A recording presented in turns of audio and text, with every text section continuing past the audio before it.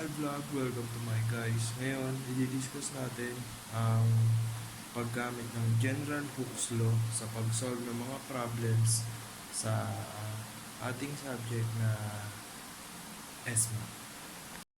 Hi guys, for our first example sa ating topic na generalized Hooke's law, a steel rod having a cross-sectional area of 300 mm squared and a length of 150 meters, which is suspended vertically from one end. It supports a tensile load of 20 kN at the lower end, with the module of elasticity that is equal to 200 times 10 raised to 3 meganewton per meter squared. Find the total elongation of the rod. Okay. So, para makuha natin yung elongation ng rod, ang gagamitin natin yung formula is yung tinatawag kong pilae. So, stress is equal to pilae, P, which is equal to the force, L, which is equal to the length ng metal, over A, stands for area, and E, which is the module of elasticity.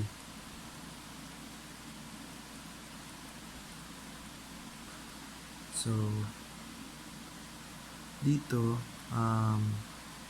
una natin gagawin is to draw the free body diagram. So, ganito siya. Nandito yung steel rod na may 20 kN sa dulo na dinadala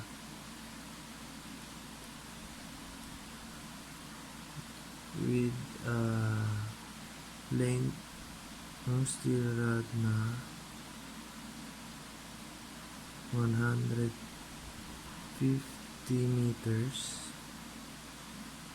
Then yung module of elasticity niya, which is 200 times 10 raised to 3 meganewton per meter square. Then, to solve the elongation, i-substitute natin yung mga given natin dun sa ating formula. So, una is yung the force, which is 20 kilonewtons, 20 which is kilonewtons, na i-convert natin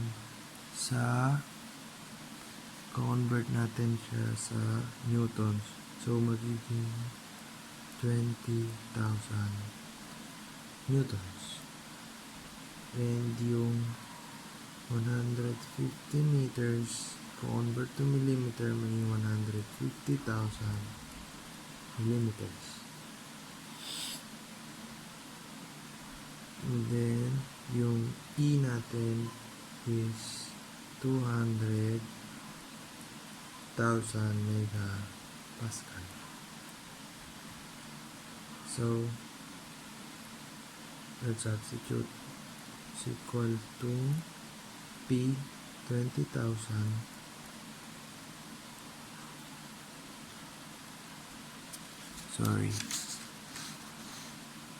P is equals to 20,000 multiplied by the length, which is 150,000, over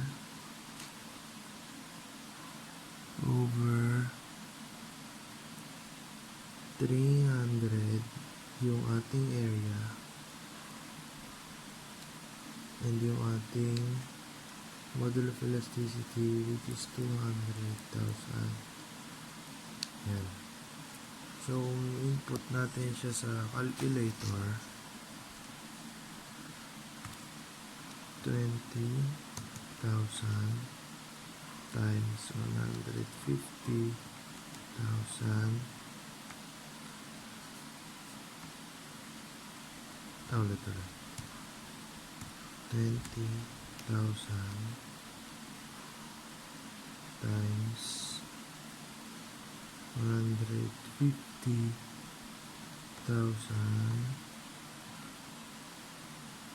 divided by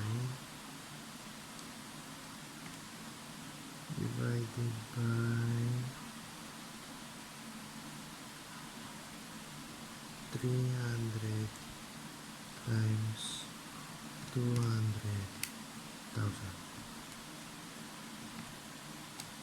is equal to 5 times 10 raised to positive 1.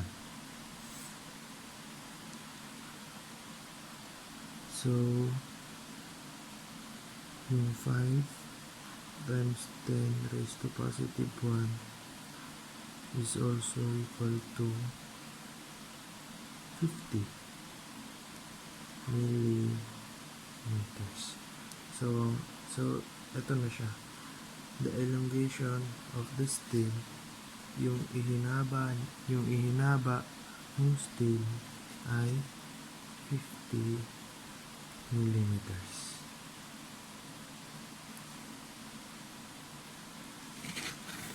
So, hindi pala kita. So, 50 millimeters.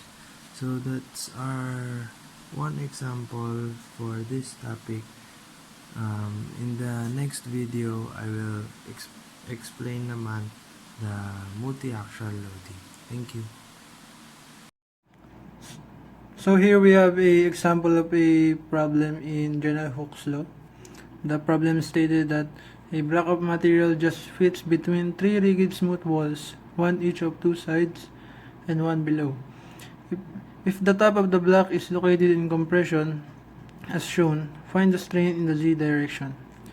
So the given is a module of elasticity is 100 ksi, sigma is 100 psi, and we have v equals 0.4.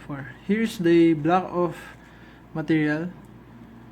Here's the stress sigma, which is 100 psi acting on the compression on the top of the block.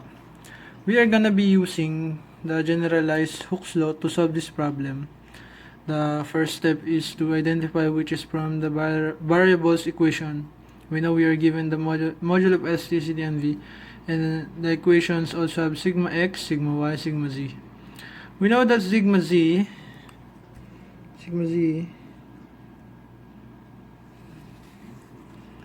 is equal to the compressive stress, which is negative psi. So,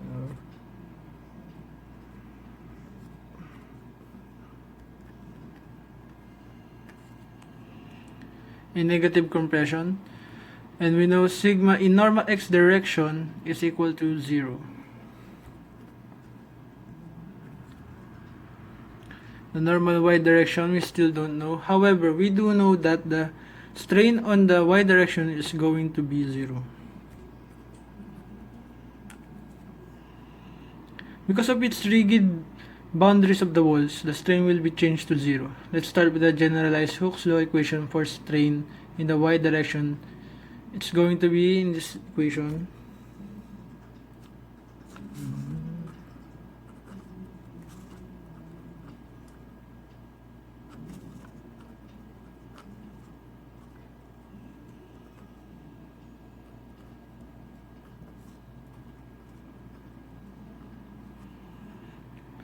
Because we know that the strain will be equal to 0, and I only have one unknown in this equation, which is sigma y, the module of elasticity will cancel out by multiplying both sides of the equation by E.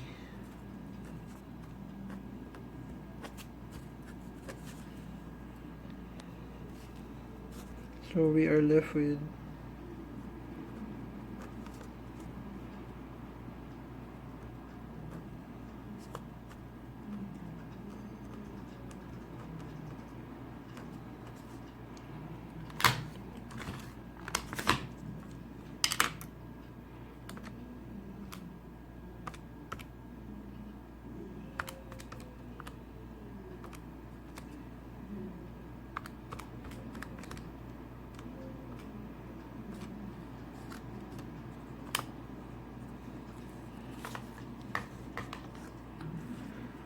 So in sigma y we get negative 4 psi.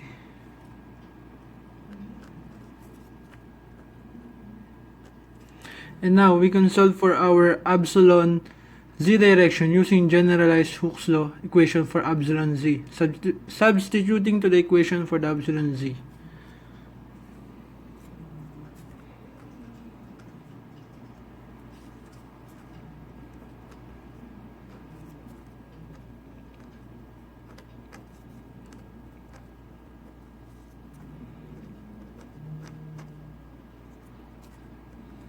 So we write the given.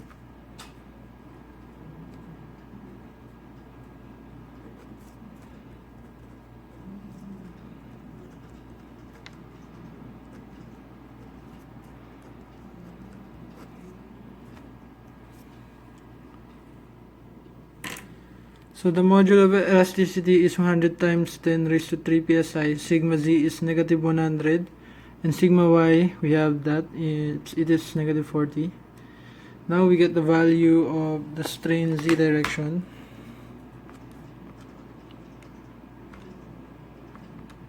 Okay.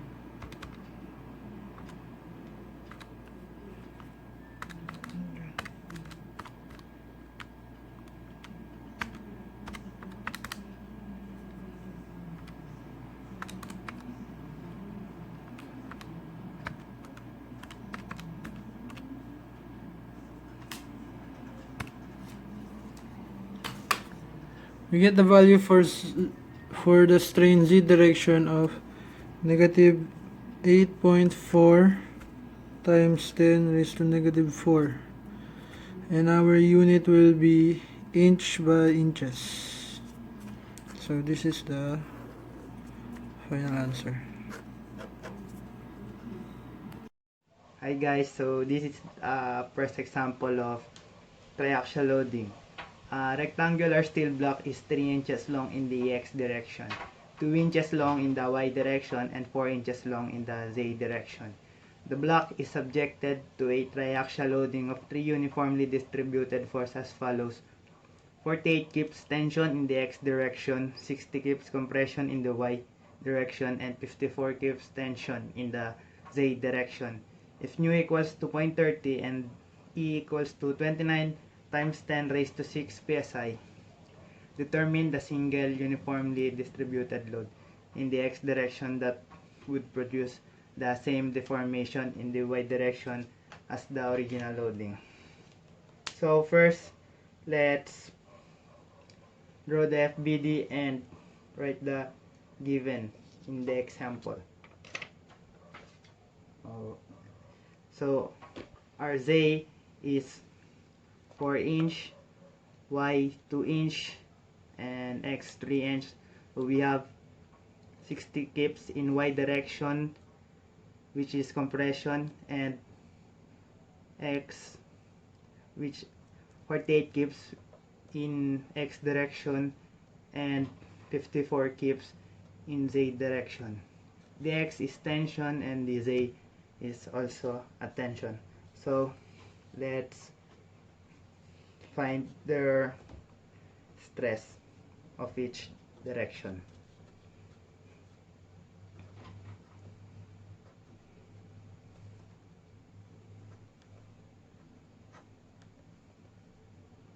Area. So 48 kips (2 inch) times the length of Z, which is 4 inch. The Y and this stress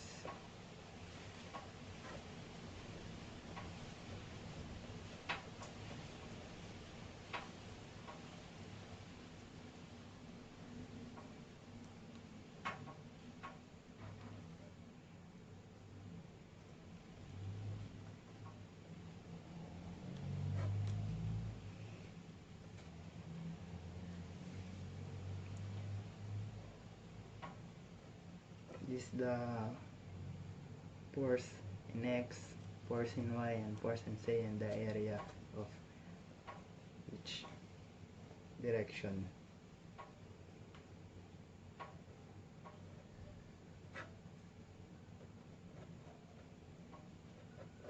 Length of X and the Z,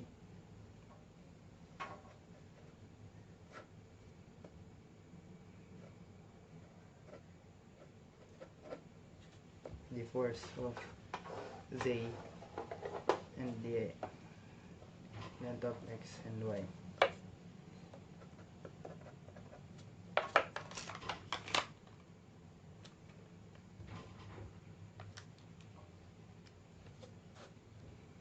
(48) divided by 2 times 4 equals to 6 KSI. 60 divided by 4 times 3 equals to 5 KSI. 54 divided by 2 times 3, 9 KSI. So this is tension,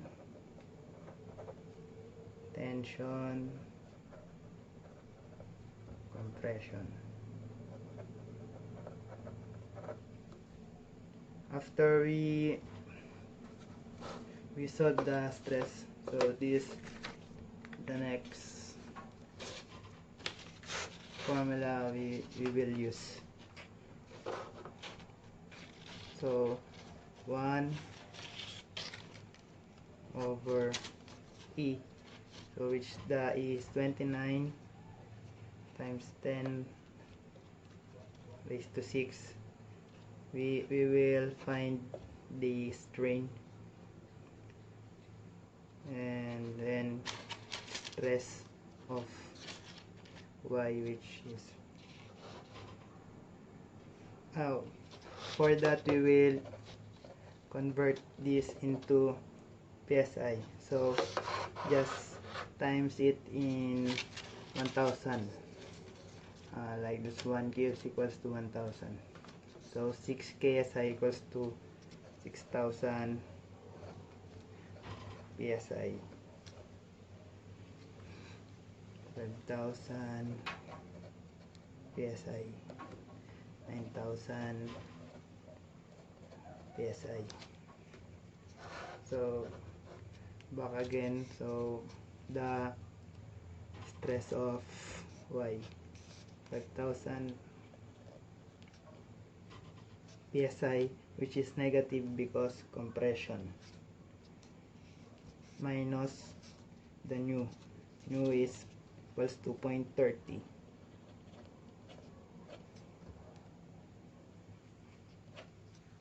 times the stress of X, 6,000, the plus the stress of Z, 9,000. So let's solve it.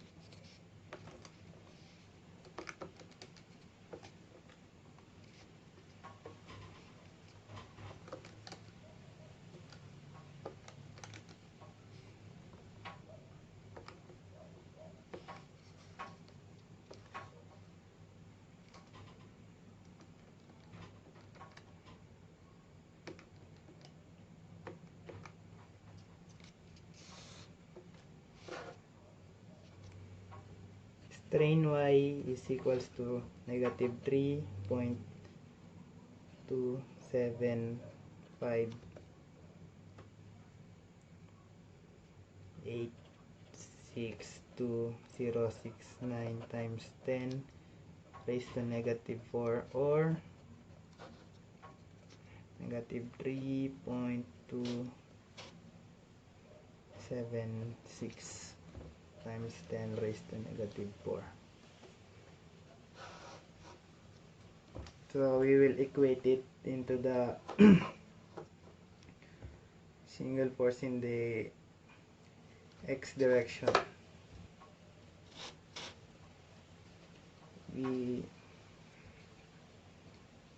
strain of y to strain of x.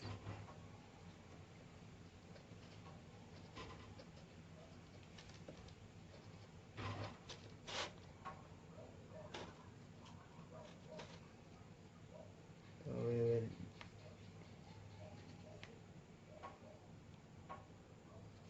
change this into stress x over e equals to strain y.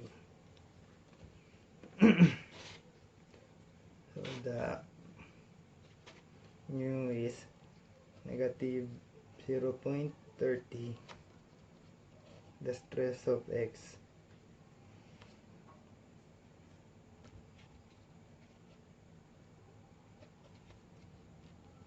(29 times 10 raised over 29 raised to 6) equals to the strain of y, negative 3.276 times 10 raised to negative 4.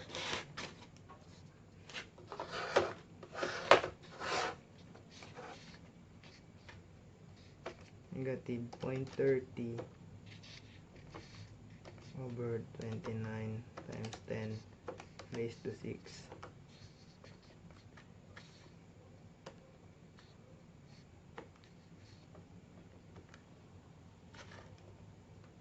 equals to negative 3.276 times 10 raised to negative 4.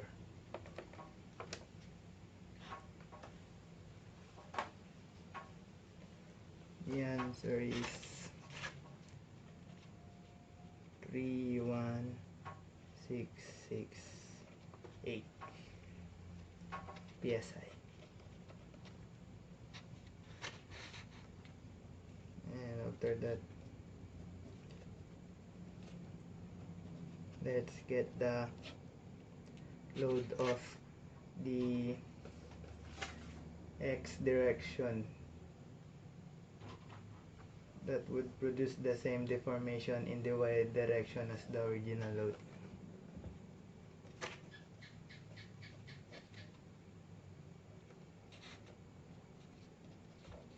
Equate it to this,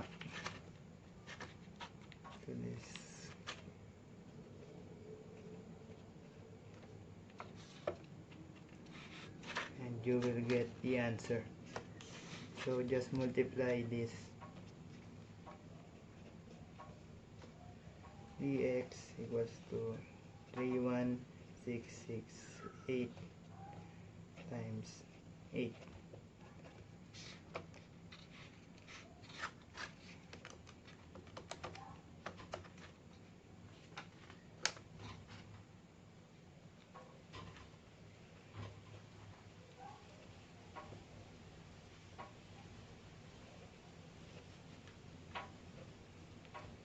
Pounds. 25334 pounds is the load of the x direction, or convert it into the kips. So divide it into 1000. 253.344 kips.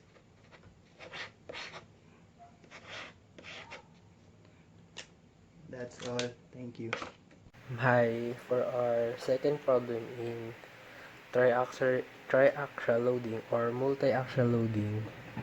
For the block loaded triaxially as described in the previous problem, find the uniformly distributed load that must be added in the x direction to produce no deformation in the z direction. At first, we should write the given. Here are the sigma that we solved earlier, and we should also be familiarized with these terms, and also we should know that we will use this formula. First, we will convert KSI to PSI, and it will be 6,000 for sigma x, 5,000 for sigma y, and 9,000 for sigma z. Then we will solve our problem using this formula. 1 over E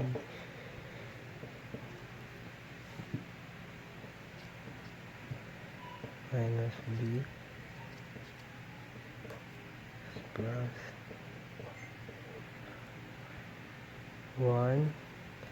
29 times 10 raised to negative 6 and 9,000 minus 0.30, 6,000 minus 5,000.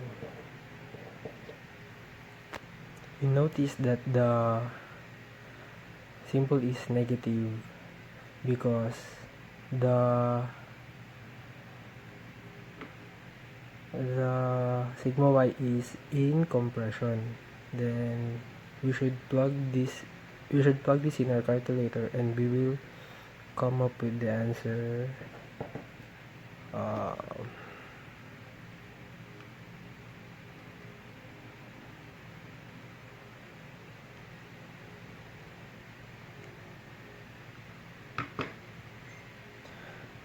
3 times 10 raised to negative 4.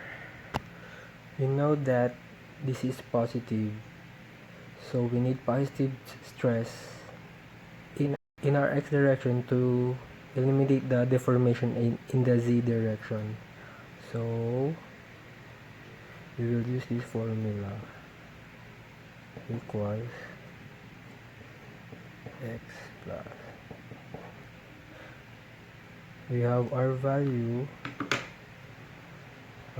9,000 equals 0.30, and the x is missing, minus 5,000. We know that our missing is x because the missing is x because that's what we need, and we will come up with the answer. We will plug it in our calculator and we will come up with the answer. Shape solved 35,000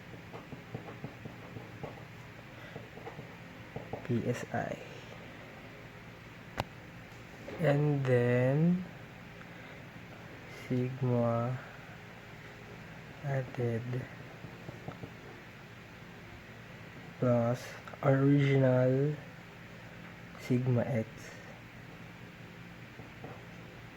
equals 35,000.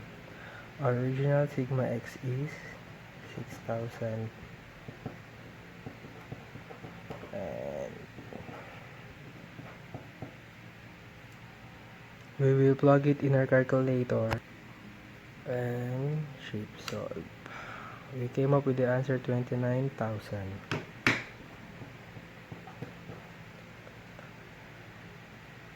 And after that, we added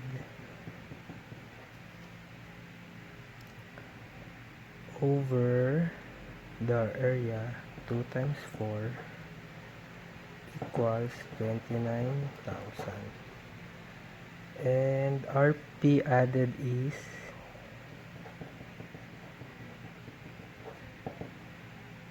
we will plug it in our calculator, shape solve. We will come up with the answer 232,000 pounds. Then we will convert it into kips, so it will become 232 kips. Don't forget to box your final answer.